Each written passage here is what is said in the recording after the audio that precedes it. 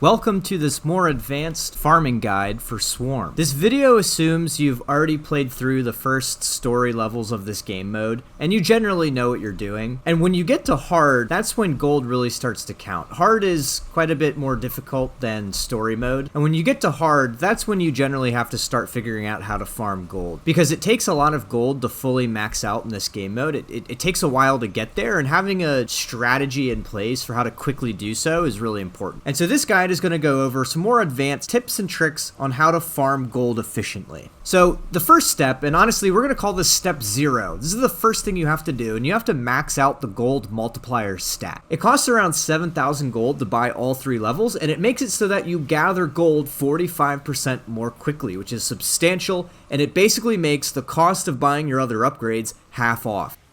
Step 1. To understand how to best farm gold, you need to understand the difficulty parameter. As you can see from this screenshot, as you go up in difficulty, enemies gain more health, attack damage, spell damage, but they also give you more gold too, or you get more gold in playing in higher difficulties. In addition, the number of enemies that spawn on a map increase with more players. So basically, step 1 is do Matchmaking Island. And this matches you up if you're playing solo with 3 other people. It's a full lobby, it's 4 people on a random map on hard. And so you play Matchmaking Island, you play with 4 people, you get more waves. You have everyone there to collect gold too. It's not just you running around the map, you have 3 other people who are hopefully also going around and collecting gold. And it is important to note here that gold is not split. The number that you see at the top right of your screen for gold is the same for everyone because everyone shares gold and everyone gets gold equal to that number, right? Gold isn't split among people. So if you see in the top right of your screen, if it says 10,000 gold and you're playing with 4 people,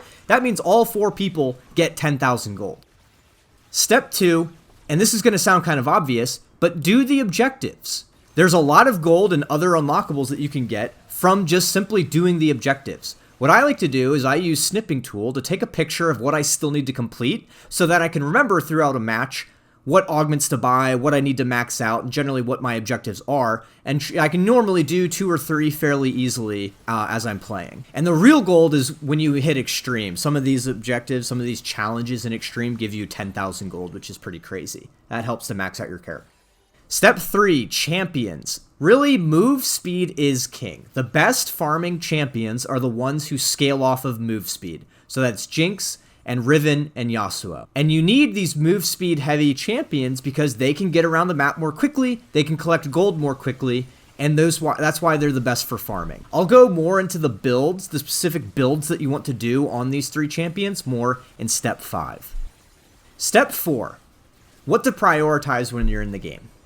There are all kinds of different challenges that drop and different augments you can buy, different weapons you can buy, etc. So what do you need to focus on in-game? First of all, every time you see a Misfortune Spire, I think that's what it's called, every time you see a Misfortune Spire, go pick it up. A lot of times this is going to give you buffs to do more damage, to increase your move speed or ability haste. There's all kinds of different things, but one of the augments gives you gold for killing enemies. It's a temporary buff, and you'll know you get it when you see this golden money bag over your head. And that makes it so that when you kill enemies, you get gold. So you need to get the Misfortune buffs, and hopefully you get that one. Another spire that spawns is the Yumi quests. When you complete a Yumi quest, after you complete the minigame, you get access to 3 unique buffs. One of these is called Death and Taxes, and this makes it so that when you kill an enemy, there's a 2% chance that it drops gold. And this is great. This is exactly what you need for farming. So every time you see a Yumi quest, you need to go do it, and you want to look for Death and Taxes. And again, this is part of why it's good to play with 4 people, because when you play with 4 people, there's a better chance that at least someone gets Death and Taxes. And when you play with more people, there's more enemies, which means more 2% chances for gold to drop, and so on. There's another thing that the Yumi quest can drop. It's this golden frog thing, and it drops a lot of gold when you kill it too. So there's 2 really good things that the Yumi quests can give you. And then the last thing is that there are some weapons that give gold when they're evolved. So this is the Train and the Annihilator. When you evolve both of these, they also have a chance to drop additional gold when killing enemies. Hopefully at this point you know how to evolve weapons. It can only be done with blue cards, which is also why after you kill a boss, you should not pick up the blue card unless you have a weapon that's level 5. I can't tell you how many times I see people picking up the blue cards as soon as they drop. When a blue card drops, you need to leave it on the ground until you have a weapon that's level 5, because again, that's the only way you can evolve weapons. I promise they won't go away. They don't time out or anything like that. You'll probably, if you're playing Matchmaking Island, you'll probably have to tell people not to pick up the blue cards, because every time I play Matchmaking Island, people just immediately pick them up and generally don't know what they're doing. So don't pick up the blue cards until you're ready to evolve your weapon.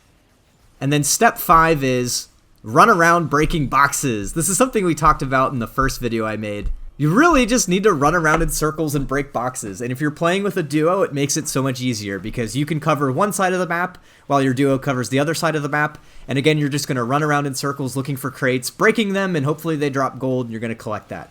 And this again is why move speed champions are better, because they can do this more quickly.